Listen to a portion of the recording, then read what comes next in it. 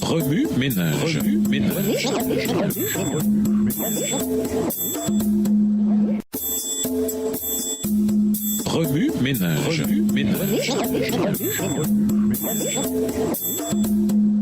Bienvenue dans votre émission Remue ménage. Nous voilà à la leçon 13, les thèmes majeurs de 1 et 2 Pierre.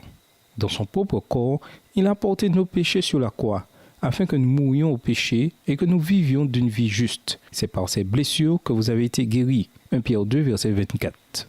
Pierre ne fuit pas devant la réalité de la souffrance des chrétiens. Il nous montre plutôt celui qui souffre pour et avec nous, celui qui nous promet de revenir bientôt.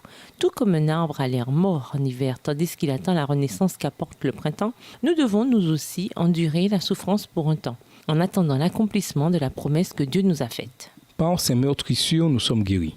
Et tandis que je lisais les 2 épîtres de Pierre, j'ai compris que dans quelques chapitres seulement, l'apôtre Pierre, sous l'inspiration de notre tendre Père Céleste, a donné de riches conseils et une profonde connaissance à ses lecteurs. La lecture de ces 2 épîtres m'a aidé à croître spirituellement et à approfondir ma connaissance de Dieu.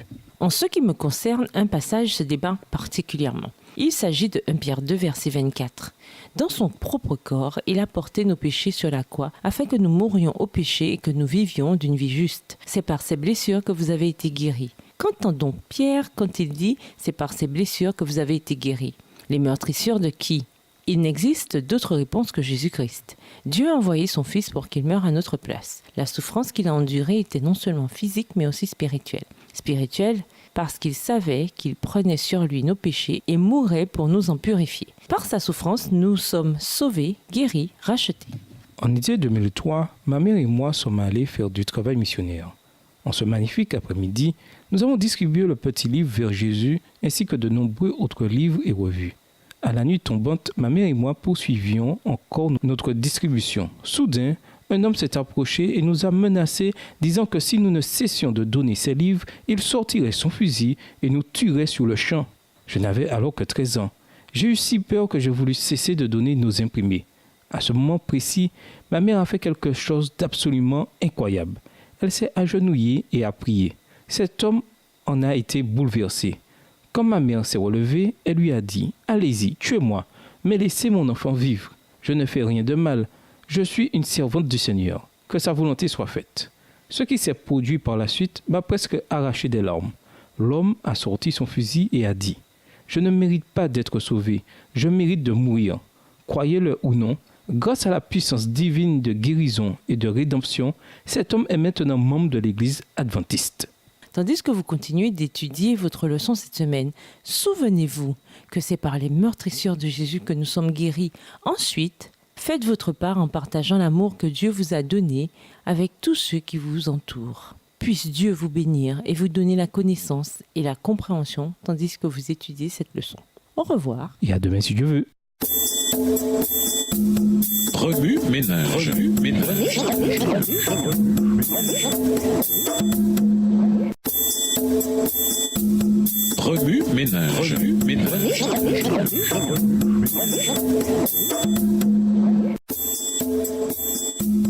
Remue ménage. Remue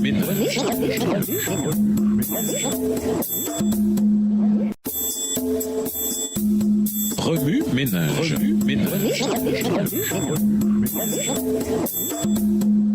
Bienvenue dans votre émission. Remue ménage. Nous voilà à la leçon de dimanche. Vivre en Christ tout en vivant dans le monde. Marcher dans le monde. Lisons Jacques 1, verset 14. Jacques 1, verset 14. Mais chacun est tenté parce que sa propre convoitise l'attire et le séduit. La terre n'est pas notre demeure définitive. Tandis que nous attendons impatiemment le retour du Seigneur, celui-ci nous a laissé des instructions sur la manière de vivre. C'est pourquoi, tenez-vous prêts à agir, gardez votre esprit en éveil, mettez toute votre espérance dans le don qui vous sera accordé quand Jésus-Christ apparaîtra. Obéissez à Dieu et ne vous conformez pas aux désirs que vous aviez autrefois, quand vous étiez encore ignorant, mais soyez saints dans toute votre conduite, tout comme Dieu qui vous a appelé est saint. En effet, l'Écriture déclare « Soyez saints car je suis saint ». 1 Pierre 1, les versets 13 à 16. Il est vital de prier, de demander à Dieu de nous révéler les passions de notre âme. La passion, si elle n'est pas disciplinée, tournera tôt ou tard en péché. et notre âme sera grandement tourmentée par la culpabilité. Finalement, le péché nous éloignera de Dieu. Éprouvés par le feu. Lisons 1 Pierre 4, verset 12. 1 Pierre 4, le verset 12. « Bien-aimés, ne soyez pas surpris de la fournaise qui sévit parmi vous pour vous éprouver, comme s'il vous arrivait quelque chose d'étrange. » La foi des enfants de Dieu n'est pas éprouvée par des pierres ou des bâtons, mais par le feu. 1 Pierre 4, verset 12. Le feu, par définition biblique, est connu pour sa capacité d'épurer. Ésaïe 48, verset 10. Dieu va permettre à l'ennemi d'éprouver notre foi dans les circonstances les plus complexes. La foi sans les œuvres est morte. Par contre, la foi avec les œuvres manifeste notre soumission au Christ. Nous sommes éprouvés par le feu parce que nous sommes un peuple particulier, une génération choisie, un sacerdoce royal, parce que tout en étant dans le monde, nous ne sommes pas du monde. Dieu nous fournira toujours les outils spirituels dont nous avons besoin pour marcher à travers le feu.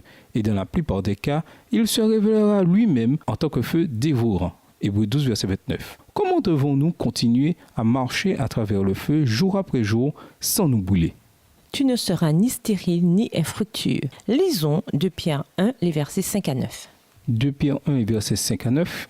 À cause de cela même, faites tous vos efforts pour joindre à votre foi la vertu, à la vertu la connaissance, à la connaissance la maîtrise de soi, à la maîtrise de soi la persévérance, à la persévérance la piété, à la piété la fraternité, à la fraternité l'amour.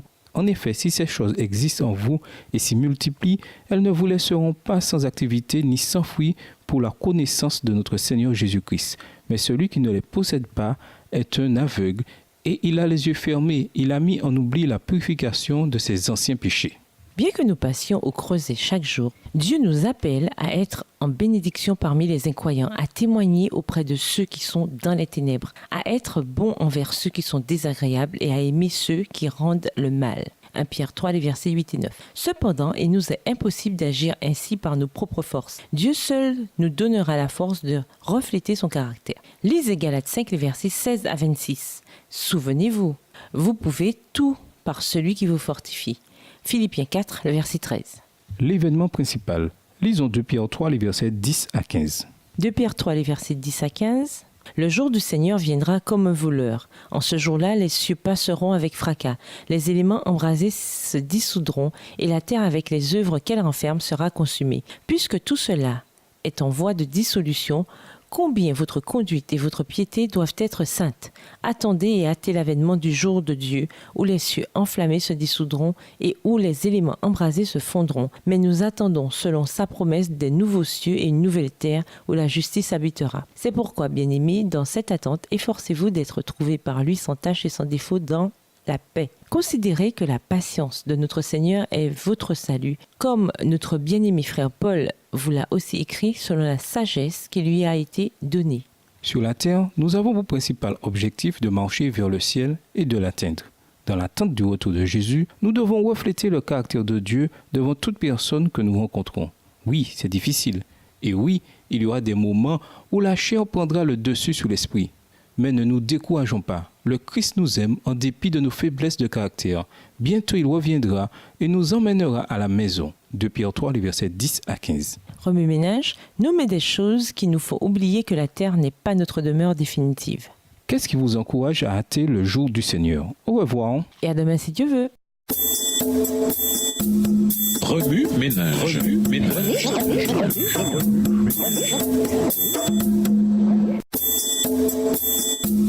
Remue-ménage.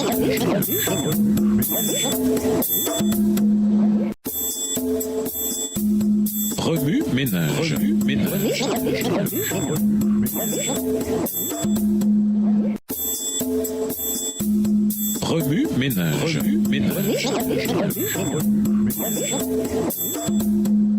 Bienvenue dans votre émission Remue-ménage. Nous voilà à la leçon de lundi, le don de l'agneau. Lisons 1 Pierre 1, les versets 1 à 5. 1 Pierre 1, les versets 1 à 5. Pierre, apôtre de Jésus-Christ, aux élus qui sont étrangers dans la dispersion au pont en Galicie, en Cappadoce, en Asie et en Bithynie, élus selon la préscience de Dieu le Père par la sanctification de l'Esprit pour l'obéissance et l'aspersion du sang de Jésus-Christ, que la grâce et la paix vous soient multipliées. Béni soit le Dieu et Père de notre Seigneur Jésus-Christ qui, selon sa grande miséricorde, nous a régénérés par la résurrection de Jésus-Christ d'entre les morts pour une espérance vivante, pour un héritage qui ne peut ni se corrompre, ni se souiller, ni se flétrir et qui vous est réservé dans les cieux. À vous qui êtes gardés en la puissance de Dieu par la foi pour le salut prêt à être révélé dans les derniers temps. Jésus était la majesté du ciel, le chef aimé des anges. Ceux-ci se faisaient un plaisir de lui obéir. Il était un avec Dieu, dans le sein du Père. Jean 1, verset 18. Mais il n'a pas désiré être égal à Dieu tant que l'homme était perdu dans le péché et la misère. Il descendit de son trône, quitta son sceptre royal et sa couronne, et revêtit l'humanité par-dessus sa divinité. Il s'humilia jusqu'à la mort de la croix pour que l'homme eût l'honneur de siéger avec lui sur son trône. Nous avons en lui une offrande parfaite, un sacrifice infini, un puissant sauveur, capable de sauver jusqu'au bout tous ceux qui par lui s'approchent de Dieu. Son amour l'a poussé à venir révéler son Père, réconcilier l'homme avec Dieu, faire de lui une nouvelle créature renouvelée à l'image de son Créateur. Jésus est notre sacrifice expiatoire. Nous ne pouvons expier par nous-mêmes, mais nous pouvons par la foi accepter l'expiation déjà consommée. Christ aussi a souffert une fois pour les péchés, lui juste pour les injustes, afin de nous amener à Dieu. 1 Pierre 3, verset 18. Le Sauveur a tout subordonné à l'œuvre de la rédemption qu'il était venu accomplir. Il faut que ses disciples manifestent le même dévouement, la même abnégation, le même sacrifice, la même soumission aux exigences de la parole de Dieu. Tous ceux qui acceptent le Christ comme leur sauveur personnel voudront le servir. En contemplant ce que le ciel a fait pour eux, leur cœur sera rempli d'amour et d'adoration reconnaissante. Ils s'empresseront de manifester leur gratitude en consacrant leur talent au service de Dieu. Ils désireront montrer leur amour pour le Christ et pour ceux qu'il a rachetés. Toute leur vie sera faite de labeur pour lui, de privation et de sacrifice. Le véritable serviteur de Dieu fera tout ce qui dépend de lui pour glorifier son maître. Il agira droitement afin de répondre aux exigences de Dieu. Il cherchera à développer toutes ses facultés, à s'acquitter de tous ses devoirs comme s'il était en la présence du Très-Haut. Son seul désir sera que le Christ reçoive un hommage et un service parfait. Remue-ménage, êtes-vous pleinement conscient du sacrifice auquel Jésus a consenti pour nous? En êtes-vous vraiment reconnaissant? Comment pouvons-nous devenir un véritable serviteur de Dieu? Au revoir. Et à demain si Dieu veut. Remue-ménage. Remue-ménage.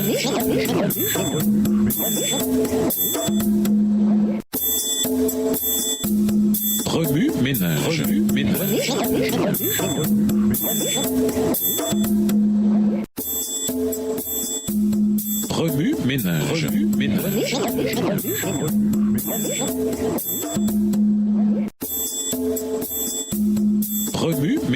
Remue-ménage.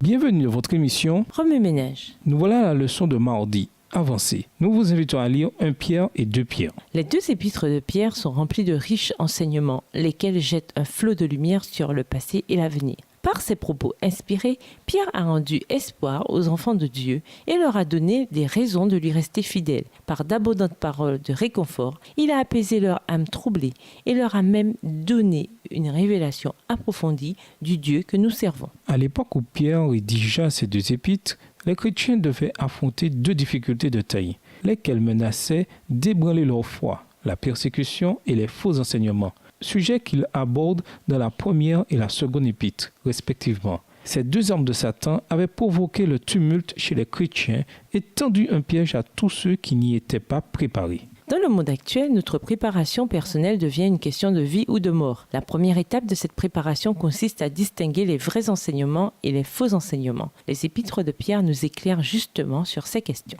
Premièrement, aussi longtemps qu'il y aura de fidèles chrétiens sur la terre, la persécution ne disparaîtra pas. C'est ce qu'indique clairement 2 Timothée 3, verset 12. Tandis que nous lisons 1 Pierre 4, verset 16, nous apprenons à ne pas avoir honte, mais plutôt à louer Dieu pour le nom de chrétien que nous portons et pour notre foi en Christ. Ce qui nous attend au ciel ne saurait se comparer à notre vie ici-bas. Dieu est témoin de nos épreuves et promet de nous réconforter. Décharge-toi de ton souci sur le Seigneur, il te maintiendra debout, il ne laissera pas toujours le fidèle chanceler.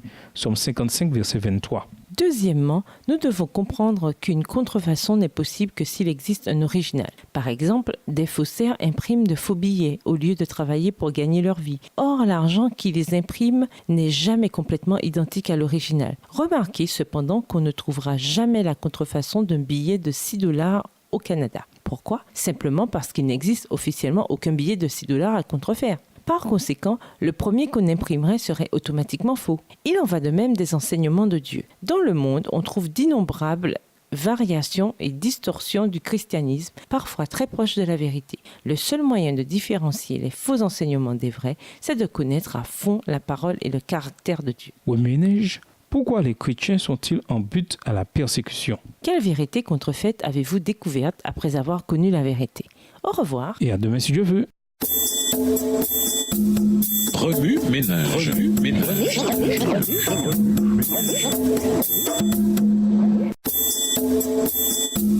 Remue ménage.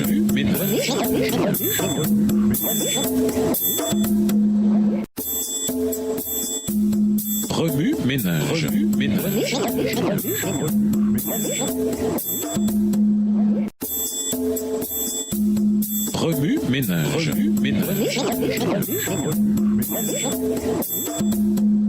Bienvenue dans votre émission. Oui, Ménage. Nous voilà à la leçon de mercredi. On n'a qu'une vie à vivre. Vraiment? Lisons 2 Pierre 3, le verset 11. 2 Pierre 3, verset 11. Puisque tout cela est en voie de dissolution, combien votre conduite et votre piété doivent être saintes. Suivre l'exemple de Jésus est, depuis toujours, une lutte constante pour les chrétiens. Même au jour de Pierre, les plaisirs, la richesse et la gloire qu'offraient la société et le monde étaient source de tentation. En tant que jeunes adultes aujourd'hui, nous sommes une proie parfaite pour l'ennemi. Les médias martèlent que nous n'avons qu'une vie à vivre et qu'ainsi, nous pouvons faire tout ce qui nous plaît. Avec une telle mentalité, beaucoup sont trompés. Ils vivent sans songer le moins du monde à leur avenir. Bien entendu, nous savons que ce n'est pas vrai. Nous attendons la vie éternelle en compagnie de Jésus et de son peuple saint. Alors que Satan cherche constamment à nous faire chuter, comment devons-nous vivre? Pierre nous propose les stratégies suivantes. Premièrement, prier. Tout commence dans le cœur. Quand nous nous demandons par où commencer, souvenons-nous que Dieu est toujours disposé à écouter toutes nos questions. Nous n'avons qu'à lui ouvrir notre cœur. Deuxièmement, s'offrir à Dieu. Après la prière, laissons Dieu prendre notre vie en main. Faisons-lui part de nos plans et de nos désirs et demandons-lui de nous guider. Il nous aidera à garder l'esprit clair et à résister à la tentation. 1 Pierre 5, les versets 7 et 8. Troisièmement, aimer. Tout comme Dieu nous aime, aimons-nous aussi nos semblables. Ce faisant, nous comprendrons la joie de vivre avec les autres. Même s'ils nous font du tort, l'amour va nous aider à être gentils, humbles et à accepter nos semblables. 1 Pierre 3, versets 8 et 9. Quatrièmement, être bien disposé. Débarrassons-nous du mal en croyant que très bientôt, tout ce que Satan nous fait subir sera détruit. La tristesse, la souffrance et la mort seront choses du passé. Soyons disposés à servir Dieu et à mener une vie sainte. 2 Pierre 3, verset 11. Oui, Ménage, on n'a qu'une vie à vivre. Pourquoi de nombreux jeunes aiment-ils cette idée? Quels sont les dangers de vivre à l'extrême sans Dieu? Comment pouvez-vous partager la version divine de la vie avec d'autres jeunes adultes? Au revoir. Et à demain si Dieu veut. Remue ménage. Remue ménage.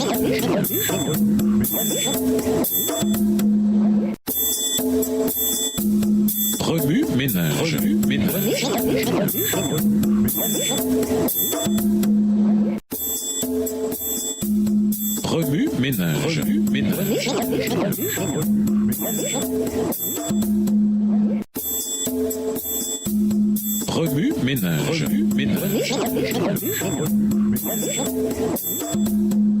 Bienvenue dans votre émission. Remue ménage. Nous voilà à la leçon de jeudi. Ce qu'il en coûte d'être particulier. Lisons 1 Pierre 1, les versets 13, 15, 16 et 22.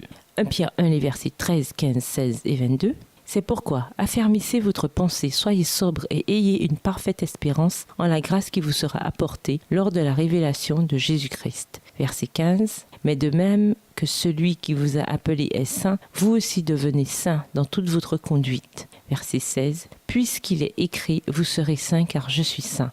Verset 22. Après avoir purifié vos âmes dans l'obéissance à la vérité en vue d'un amour fraternel sincère, aimez-vous les uns les autres ardemment et de tout cœur. Le Christ est venu ici-bas non seulement pour payer le prix de nos péchés, mais aussi pour nous fournir un exemple précis et parfait d'une vie chrétienne.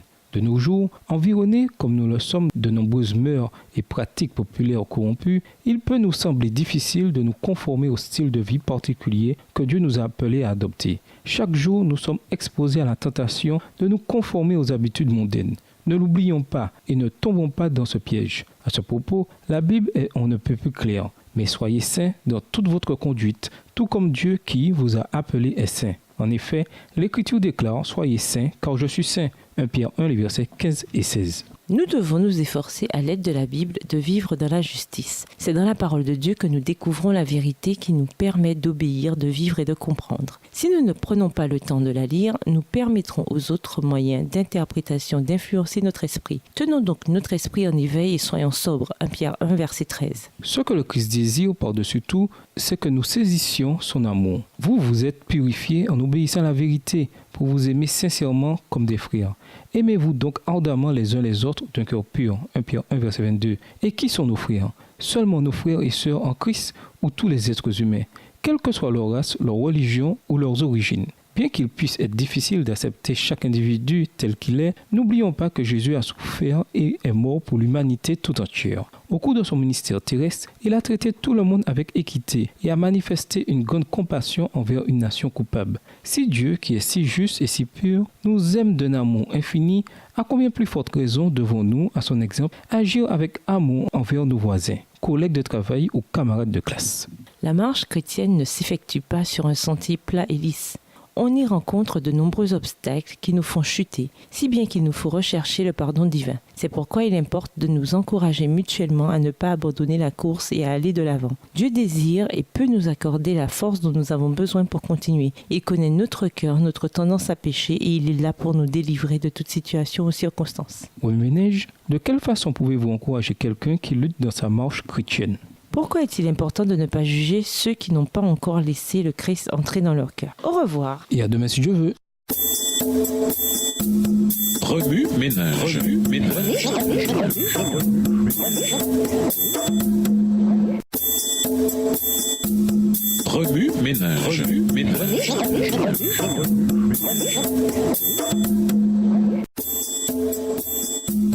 Remue ménage. Remue ménage.